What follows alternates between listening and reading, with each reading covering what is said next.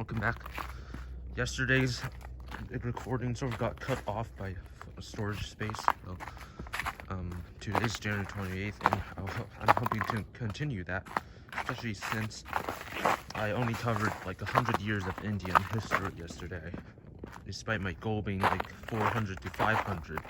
So I didn't even get to cover the Gurj, which I hope to reach in this episode.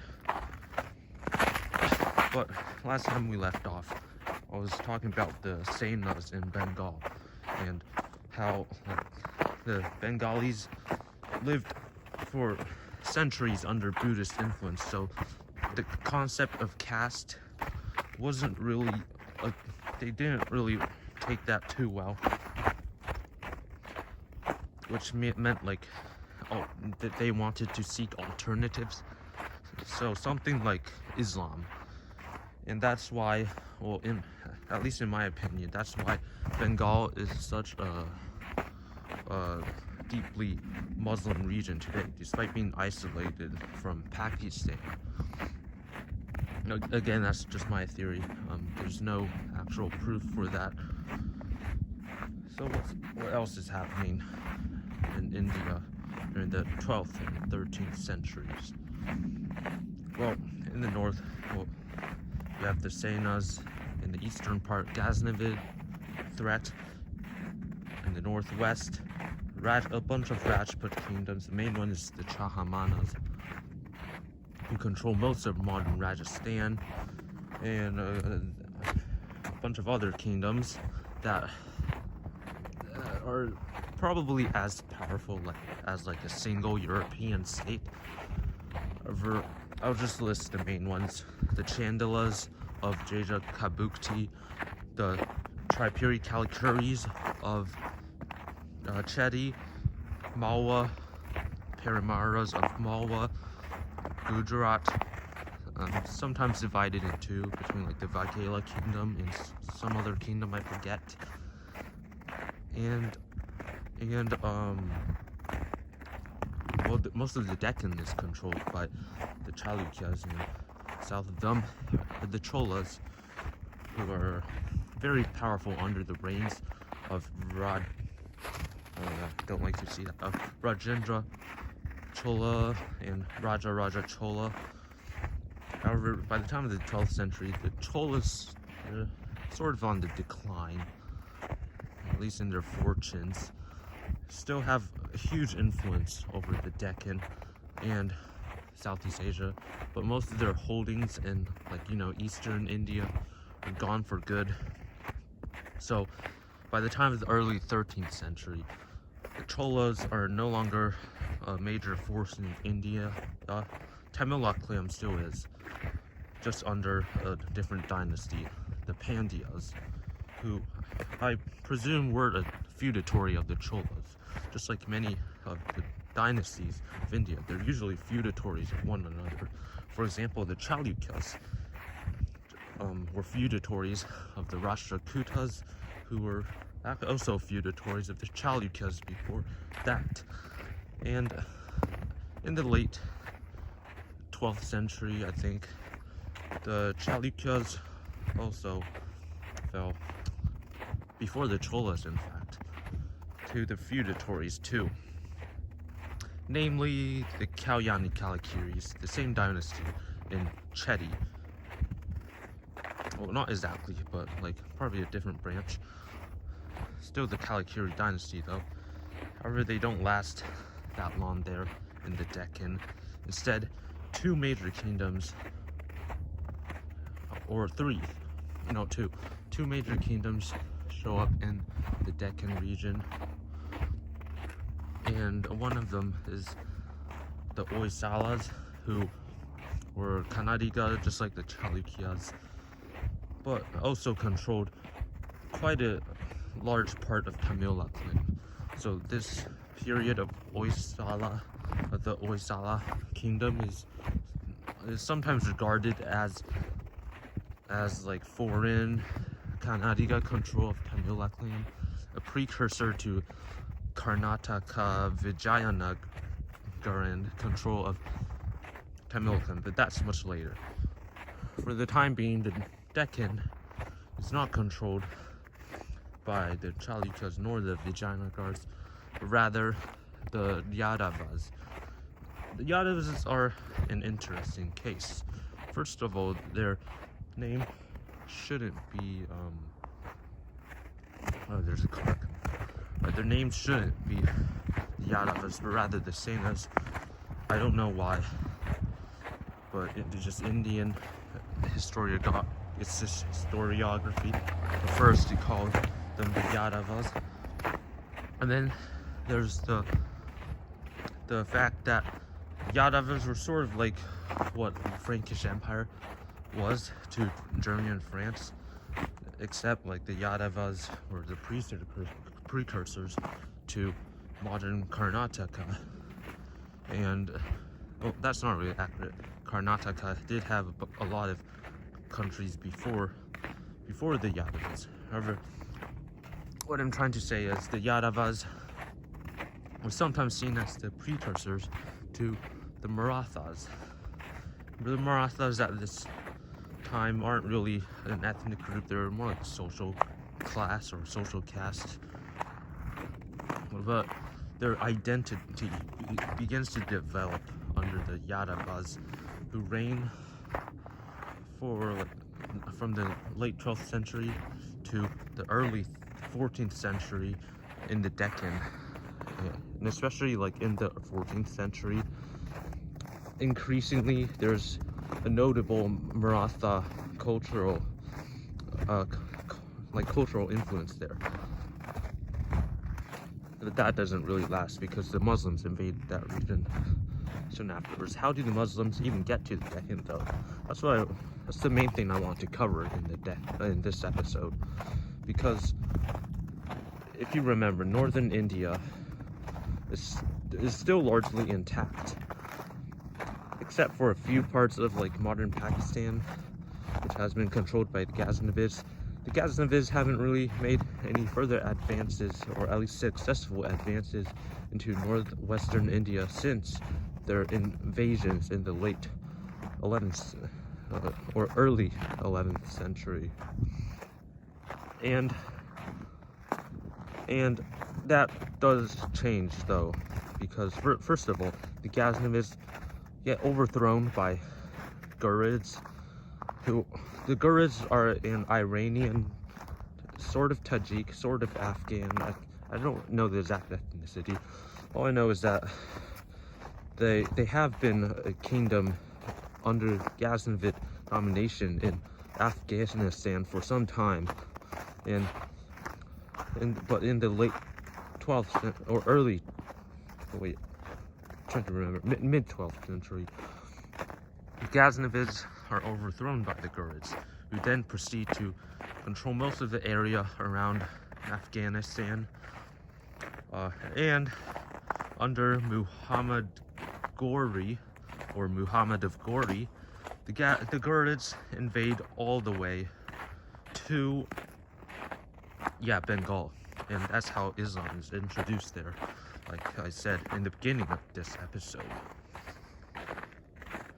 And not just Bengal, Gujarat, they are sort of repulsive, but they're the first Muslim dynasty to fully conquer Rajasthan, especially at the two pivotal battles of Tehran, which these Rajput resistance crushed, not permanently. A few kingdoms do survive. The Rajput power and the seriously dealt a fatal blow, and the Rajput period of northern India does come to an end, as does like Rajput style clan leadership and feudalism. What replaces that? Well, this is sort of a generalization, but I think like meritocracy replaced the Rajput style of governance, because Muslim empires do have like a history of incorporating people from native cultures into the administration of their empires. Even people from different religions can rise to the top like the top hierarchy of a Muslim empire. The most famous example being the Ottoman Empire and the Mughal Empire. So that's what, well, at least in the later eras, replaces feudalism in northern India. However, feudal style, just like tax collection, still persists, and yeah. So that's what's going on in northern India. Seriously, war-torn region.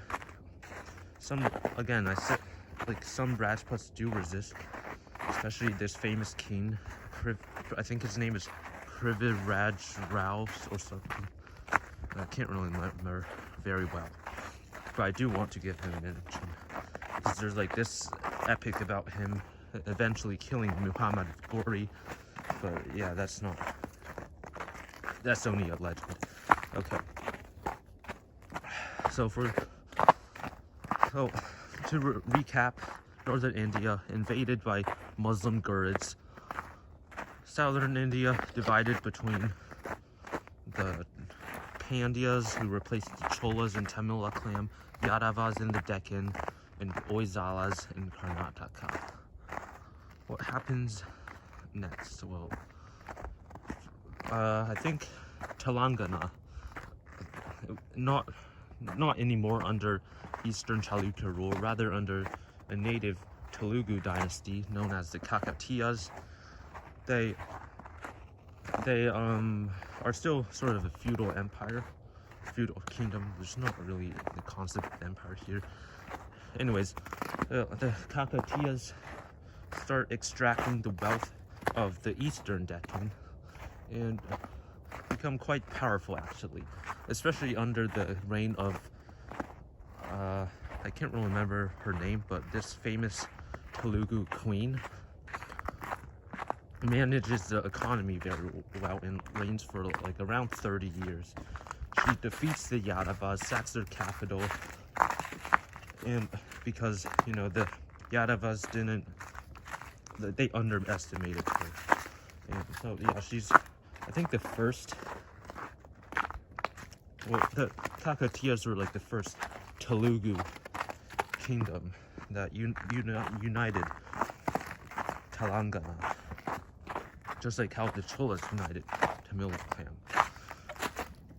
Anyways, well, as you probably know, the Deccan is a wealthy region, and the Muslims still haven't reached there yet as of the late 13th century, which I promised to explain how they got there.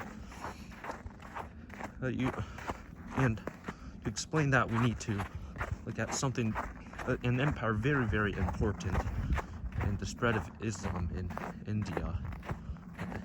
Basically, very important in the history of India in general. The Delhi Sultanate. First off, I want to cover the name of the Delhi Sultanate, since, as you know, you probably guessed that it's named after the city of Delhi, which was previously part of the Tomaras, who succumbed to the Ghurid invasions. However, the Delhi Sultanate wasn't really ever called the Delhi Sultanate, especially by contemporaries. Well, I don't know if that's true or that's false, but I do know that the main name for their empire was Hindustan. Yes, Hindustan. It might sound a bit confusing because, you know, the Delhi Sultanate was mostly a Muslim empire, not a Hindu one.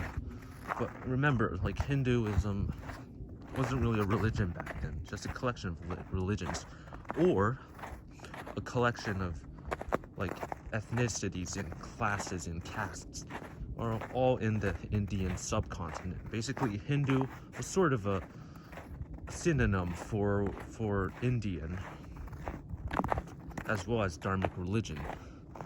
And that's what the Muslims, especially the Persians, call the land of the Delhi Sultanate. Also, the land of the Indians. So yeah, the connotation of from Hindustan might seem a bit odd at first, but you need to know like the history of the etymology of the word Hindu in Hinduism. Anyways, how does the Delhi Sultanate come to power, though? Well, the Ghurids basically meet the same fate as their Ghaznavid predecessors. Another empire from the region of Greater Iran arises.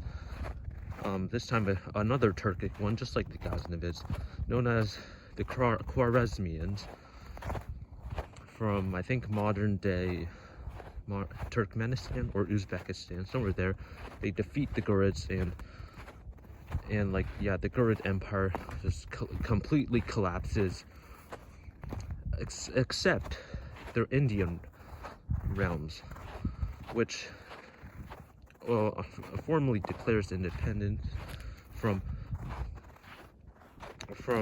well, yeah, sort of contradicting myself, but basically the Indian holdings have been ruled by a viceroy for some time, and once the Khwarezmians invaded the core Ghurid territory of what is it, Afghanistan, the viceroy there declares independence and establishes an independent Hindustan, which I already discussed. The first dynasty that ruled Hindustan, or the Delhi Sultanate, was known as the Mamluk dynasty. You may have heard of the Mamluks of Egypt, and yeah, they're basically not ethnically the same, but socially the same. Just slaves that overthrew their masters, and yeah, they're very warlike. They're just military slaves, okay? So there's some branch. Anyways, so the Mamluks established control over the Delhi Sultanate, and for most of the 13th century, there's just complete instability there. Like, as is typical with military dictatorships,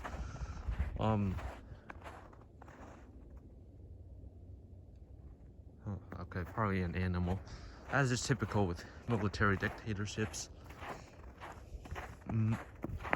there's a bunch of coups and internal strife, power struggles, succession crisis, name it all you want. And yeah, that just persists for most of the 13th century until the Khilji dynasty arises to power. I think I can't remember the name of the first sultan, but the second sultan is known as Alauddin Khilji, or Aladdin Khilji, if you prefer. He extends the borders of the Delhi Sultanate all the way to the Deccan and even Tamilakland. But first we'll discuss like the finances of the Delhi Sultanate. So yeah, the economies of military dictatorships are never the best. But Alauddin Khilji, once he seizes power, he restores a degree of stability, and afterwards, the taxation is standardized, all that, to make sure that there's sort of a degree of financial stability